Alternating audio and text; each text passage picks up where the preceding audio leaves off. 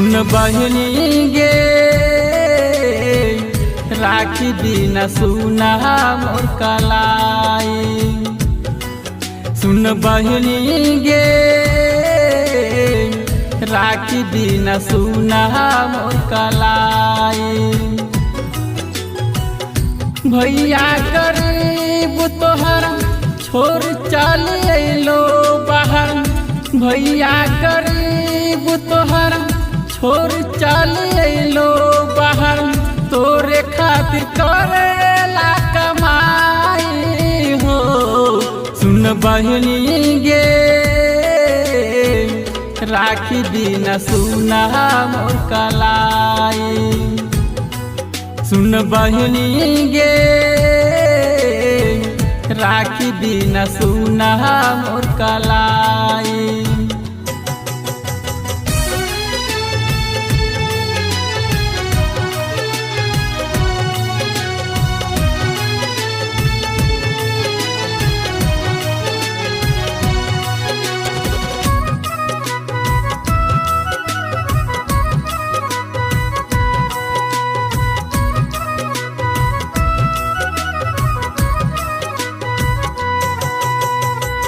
याद बर आवेलू तुम रखिया के दिन हो। रोइले अखिया के आंसू गिन गिन हो।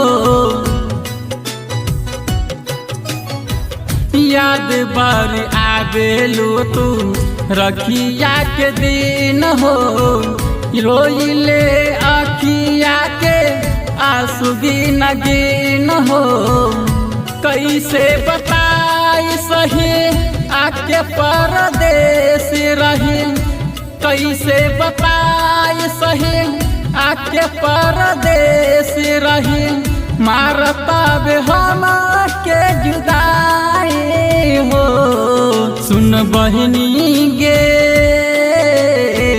राखी बिना सुना मोर कलाई। सुन बहनी गे राखी बिना सुना मोर कलाई।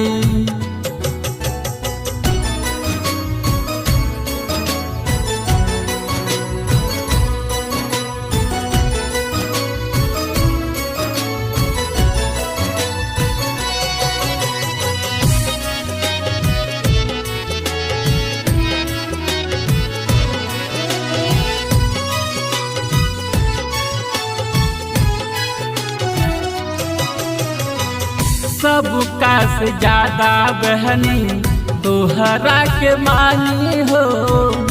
भैया के अपन तने बुझ परेशानी हो।